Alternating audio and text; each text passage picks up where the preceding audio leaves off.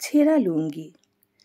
আমি কখনো আমার বাবা ভাইকে ছেঁড়া লুঙ্গি পরতে দেখিনি, কিন্তু আমার স্বামীকে দেখেছি ছেঁড়া লুঙ্গি কিভাবে পেঁচিয়ে আড়াল করে পরতে হয়। সে দিনগুলোতে আত্মীয়রা সবাই হারিয়ে গিয়েছিল, চিরচেনা মুখগুলো ঝাপসা হয়েছিল। অতীত মনে পড়লে কষ্টে আমার কলিজা ফেটে যায়। আমি ভালোবাসা করে বিয়ে করেছিলাম। আমার স্বামী শিক্ষিত একজন মানুষ। আমার বাবার অবস্থা অনেক বড়। আমার বড় দুজন ভাই আছে, আর আমি একমাত্র মেয়ে।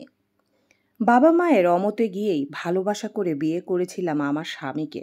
আমার স্বামী আমাকে সুখে রাখতে অনেক চেষ্টা করে।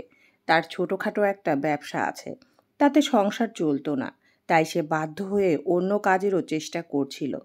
আমাদের সংসারে জন্ম হয় একটি সন্তানের। আমার একটি ছেলে সন্তান জন্মগ্রহণ করে। তাকে নিয়ে যেন কষ্টের সীমা ছিল না। আমাদের এত কষ্টে দিন পার হতে লাগলো, মনে হতো এক একটা দিন এক একটা যুগের সমান। আমার বাবা মা দুই ভাই কেউই বোধহয় আমার কথা মনে রাখতো না। আমিও কি বলবো তাদের, তারা কখনো আমার খবর নিত না। আমার ফোন দেখলে ভয় ধরতেই চাইতো না। আমি দরিদ্র, আমার স্বামীর টাকা নেই, এজন্য হয়তো আমার মূল্য নেই। আমার স্বামীর অবস্থা এতই খারাপ হয়ে গিয়েছিল যে আমাদের ঘরে কোনো টাকা পয়সাই থাকতো না। যেদিন রান্নাঘরে রান্না করার মতো কিছুই থাকতো না, সেদিন কাঁচামরিচ আর পেঁয়াজ ভেজে ভর্তা করে গরম ভাত মাখিয়ে খেতাম। আমার ভাইয়েরা তখন খোঁজ খবর নিতে ভয় পেত। আমার স্বামী বাধ্য হয়ে ব্যবসার পাশাপাশি চাকরির চেষ্টা করে। মাস্টার্স শেষ করা ছেলেটা তখন চাকরি না পেয়ে গার্মেন্টসে চাকরিতে ঢুকেছিল। তাতে আমার বাবার বাড়ির আত্মীয়রা তার জন্য লজ্জায় কুঁকড়ে যেত। সেবার ঈদের পরের দিন বাবার বাড়ি বেড়াতে গিয়েছিলাম। আমার স্বামীর অবহেলার পরিমাণ এতটাই বেশি ছিল যে সে বাড়িতে 1 বছরের মতো আমি আর পা রাখিনি।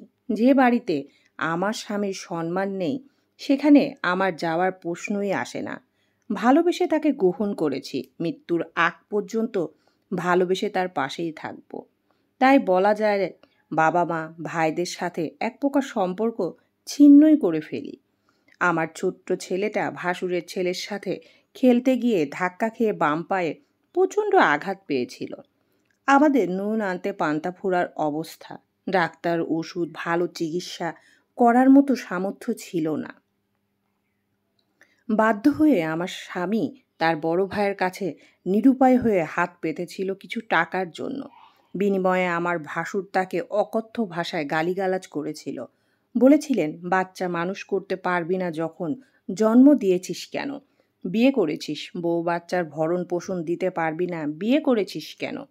সেদিন লজ্জায় আমার স্বামী মুখ তুলতে পারেনি, আমার চোখের দিকে তাকাতে পারেনি। সে নিজেকে বড্ড অপরাধী মনে করছিল। সে ভাবত হয়তো সে আমাকে বিয়ে করে আমার জীবনটা নষ্ট করেছে। আমি তার কাছে এসে তার কাঁধে হাত রাখি। সে যখন আমার দিকে চোখ তুলে তাকায়, দেখি তার চোখ ভর্তি পানি টলমল করছে। শুধু তাকে একটি কথাই বলেছিলাম, এই দিন এভাবে যাবে না, বিশ্বাস রাখো। সুদিন একদিন আমাদেরও আসবে, ওপরালা নিশ্চয়ই মুখ তুলে চাইবে। তুমি এভাবে ভেঙে পড়ো না। বাবার বাড়ি থেকে সব সময় পড়ার জন্য আমার কাছে সামান্য কিছু সোনার গহনা ছিল। সব কিছু একটু একটু করে বিক্রি করতে করতে অবশিষ্ট কানের দুলজোড়াও বিক্রি করেছিলাম ছেলের চিকিৎসার জন্য। আলহামদুলিল্লাহ, আজ আমাদের সব আছে। দুর্দিন কাটিয়ে উঠেছি। প্রিয় থেকে প্রিয় মানুষগুলোর মুখ চিনে রেখেছি। গত সপ্তাহে আমার ভাই একজোড়া ইলিশ মাছ নিয়ে আমার বাসায় এসেছিল। ভাইয়ের বউরা প্রায়ই কল দিয়ে বলে, কবে যাব বেড়াতে। ভাসুরের শরীরে নানা ধরনের রোগের উৎপাত। তার চিকিৎসার জন্য গত মাসেও টাকা পাঠানো হয়েছে। সৃষ্টিকর্তার রহমতে আমার স্বামীর ব্যবসাটাও বেশ বড়সড় হয়েছে। সাথে মান মর্যাদা প্রতিপত্তিরও বুঝি কমতি নেই। আত্মীয়রা আমাদের নিয়ে এখন কানাঘুষা করে, তবে তা হয়তো ইতিবাচক কিছু। আজ বসে ভাবি, সামান্য কয়টা টাকার জন্য আমার ভাসুর আমার স্বামীকে কত কথাই বলেছিল। আর তার রোগের সমস্ত খরচ, চিকিৎসার দায়ভার আমার স্বামী বহন করে। আরও ভাবি, যেদিন বাবার বাড়িতে স্বামীকে নিয়ে বেড়াতে গিয়েছিলাম, আত্মীয় স্বজনের সামনে স্বামী গার্মেন্টসে কাজ করে জন্য বাবা মার লজ্জায় মরে যাচ্ছিল পরিচয় দিতে। কোথায় গেল এখন তাদের মান সম্মান? লজ্জা করে না আমার স্বামীকে তাদের জামাই বলে পরিচয় দিতে? আসলে সুসময়ের বন্ধু অনেকেই হয়, অসময়ে হায় কেউ কারো নয়। এই পৃথিবীটা টাকার গোলাম।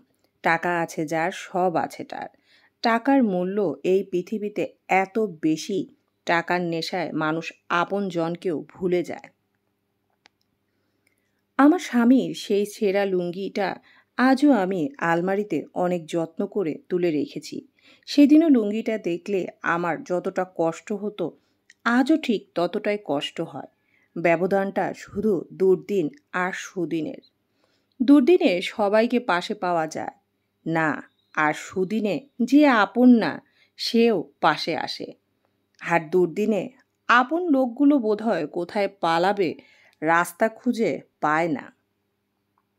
সমাপ্ত।